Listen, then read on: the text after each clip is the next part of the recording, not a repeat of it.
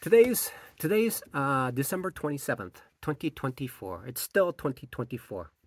2 years ago, I said, okay, this is gonna be the year, and a year ago, I said this is the year, and this year, I said, oh, this is gonna be the year. Wow. Um, it's going to happen when it happens. I heard this. I heard this from other people. It says, if you don't know, you just don't know, right? If you don't know, you just don't know. You don't.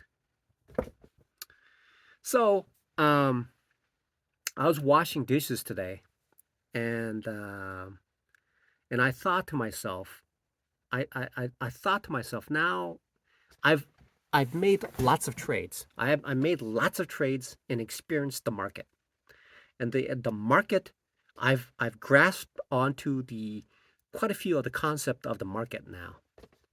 Okay, so then it's like it's like the judge 4 years ago asking me, "Do you know what a felony is?" I have no idea, but I had to say something. Should I say I don't know?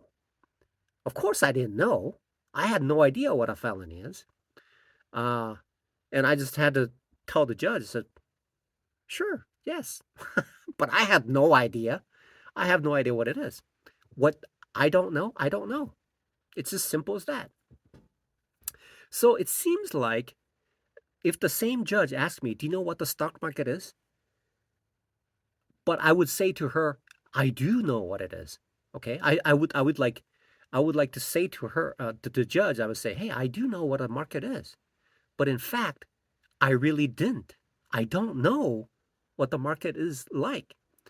Then, as I started to trade for the past 4 years, and more recently for the past 2 years, uh, trading prop firm challenges, I began to form a picture of what the market really is. Then I was washing dishes, and I thought to myself, uh, where in the world of day trading, what are the things that are needed in order to start on this journey? Okay, and it all incorporates into this the tortoise and the hare. Okay, so uh, hypothetically speaking, slightly different than the story. The storyline is they're both in a race. They know where the start is. They know where the finish line is. But in reality, what seems to be happening is that the rabbit was running everywhere, but had no clue where the start line is.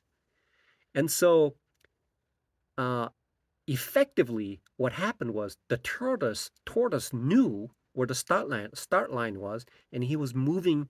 The tortoise was moving from the start line to the finish line, but the rabbit had no clue, just running around really fast. But sure, the rabbit was fast, but got nowhere. Now, this also ties into this this uh, this reset that I did. Okay, it's a reset. So I almost had a nervous breakdown about a year ago. Okay, too much pressure. A lot of things were happening. Trading, I was losing everything. I was like, my mind was like fried, and the work environment was like stressful, and washing dishes. Not the dish part, but I mean just interaction. And so, thankfully, uh, through God, there are people who are around me who was kind enough to uh, essentially, if nobody told me what to do, then I would have been just like gone. And because it requires certain uh, kind individuals to be within my life in order to make a suggestion. Otherwise, I'd be like day trading here, marooned on Mars, trading by myself without a hint of what direction I need to go. So this Catholic deacon says, "Hey, why don't you go see this father at this place?" Okay, and his name is Dominique. Okay, like the domino. And so I went there. The father knew I was going to be there, but I got there early. So I started to walk around and looked around. Okay. So I went inside. I looked around. I peeked to the one wing of the building, and I went to the other wing of the building. I looked around, and then I noticed that there was the receptionist was not there. So because it says that I need to check in with the receptionist, but the receptionist was not there. So I was looking for her. Then I went to the patio, and I sat down a little bit, looked around, and then I walked around, and there was this caretaker who was, I think he was weeding the grass area. I think that's why he was there.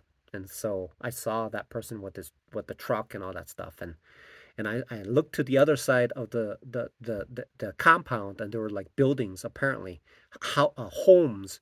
I think it's for people who are there to uh, essentially is a haven to recover from the society. Okay, within him, within Christ. And then I spent about 30 minutes. So I thought, okay, well, am I in the right place? And so I started to walk out to the entry of the road where the compound was, and then there was a uh, senior living homes there. I thought that was it, but it wasn't. So I went back. Then I stood in front of the door. Okay. Then I stood in front of the door, and I looked at the door. It says ring door, ring doorbell for uh, for attention or something like that. Ring doorbell for entry. I think that's what it said. Okay, ring doorbell for entry.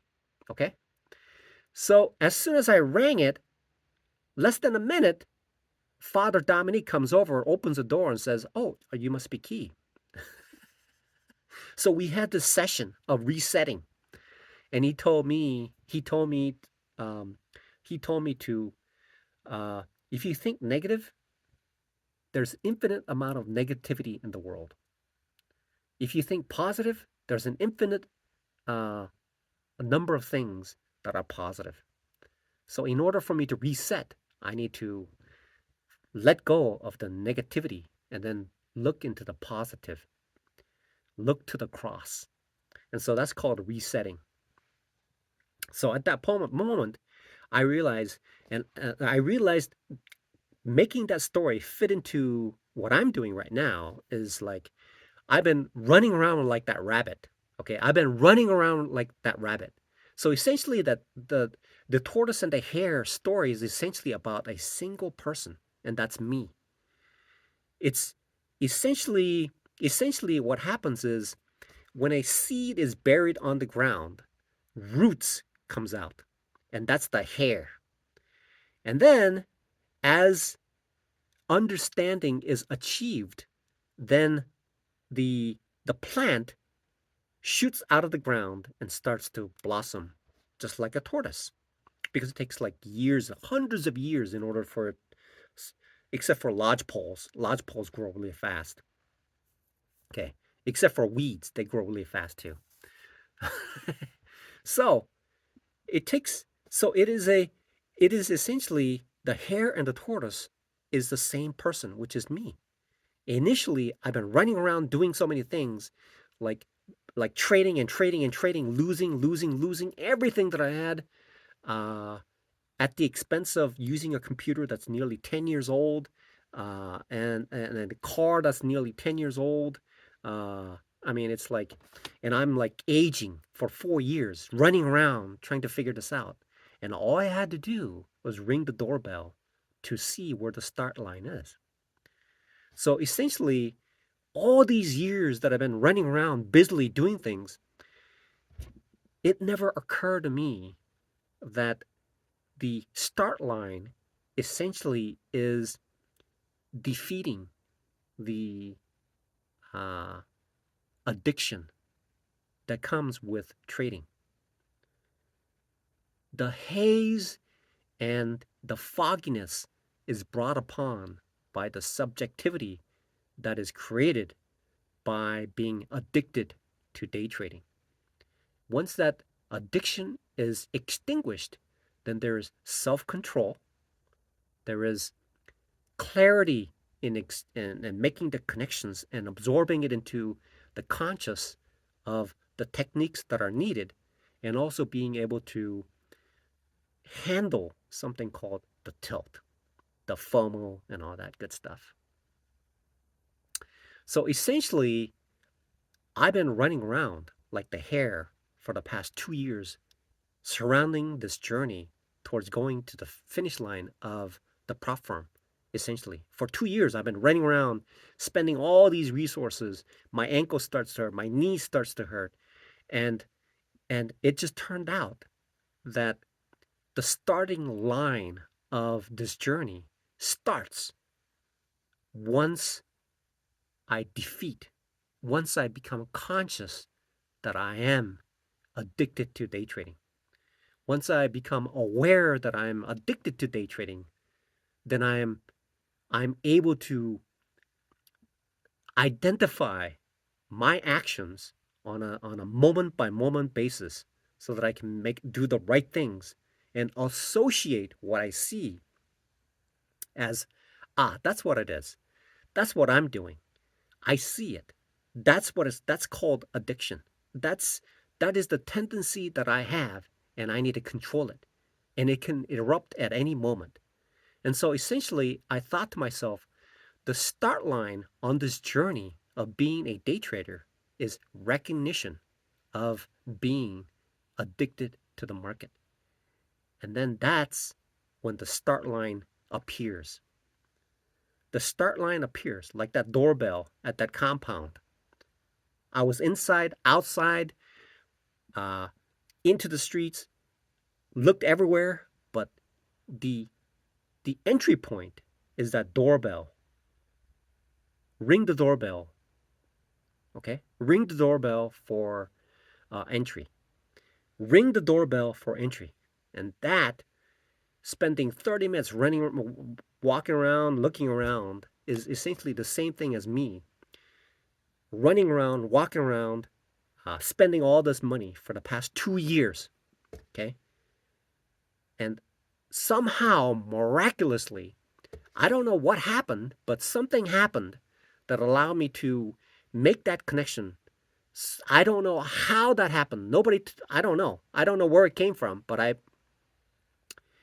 all of a sudden realized, oh, it's an addiction. I don't know how I was able to make that connection out of this thin air. It just never occurred to me. But I realized, I don't know how. I have no idea. Nobody told me about it. Okay. Like I said, in most cases, it's like me sitting on planet Mars doing this thing without the external world observing what I'm doing, and then feeding me information about who I am and how my actions are uh, interacting with the market. Nobody told me that. Okay, but somehow something or whatever it is told me that I was addicted to the market, and sure enough, it makes sense. Everything that I've been doing for the past 4 years, and and even before I started even before trading, I realized, oh yeah, that's the reason why I was smoking cigarettes for 10 years. It's called addiction. That's why when I do certain things, I get like video games. I would like, wow, this is addiction. Okay, this is addiction. Like my ex-wife divorced me, and I was like distraught.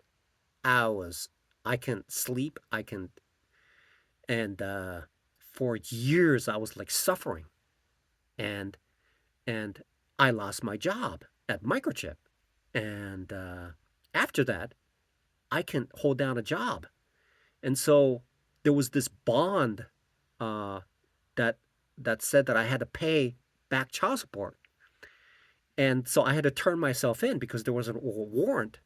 So I went down and I was like in the top bunk of this staging area, and uh, and this addicted guy, this drug addict, uh, came over. I mean, the other guy was actually had to pay like $50 for something, and but he had to be in the staging area, and so he was a mutual acquaintance of this inside. I'm an introvert, so I don't talk with anybody.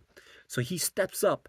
I was laying down on the top bunk, and he steps up, and I can see the addiction in his eyes. I can see it. I can, the way that he talked, it was like he was like removed. He was removed. He had the laser focus on whatever he needs in order to sustain his addiction. That was his that was his main focus of life. That is his total existence at that moment. That's addiction. And it blinds everything. It filters everything through his eyes, and I can see it. And the guy who's in the next bunk, he seems to be down to earth without abuse of certain things, but he seems to be he seems to be not tainted with certain substances, and he had uh, logical and sensical thoughts in his mind. I could tell he seems to be aware of things, and he was not blinded by subjectivity. And he told me that guy's a drug addict. I had no idea. Okay, and then a few bunks down, there were a few Hispanics who munched up. Apparently, when you're in there, you're rich if you have a bag full of chips and things like that. Okay, so they munch it up, mash it up, and they make like little bags of things. They were kind enough to give me one of those little samples, and it was delicious. Thanks to my ex-wife, I was able to experience that kind of thing uh, uh, in the chapters of my life. So the beginning. So I was like washing dishes today. I was washing dishes today, and it finally occurred to me the starting point, the race on this journey to the finish line has to start at the starting line. It has to start at the starting line. You cannot, you cannot jump into the race somewhere halfway to the finish line. You'll get there, but really the race that that that I have been on, if I were to do that, essentially it will eventually come back to haunt me because I have not crossed the starting line in order to finish this race, to finish this, to go on this journey to get to the finish line. Who knew?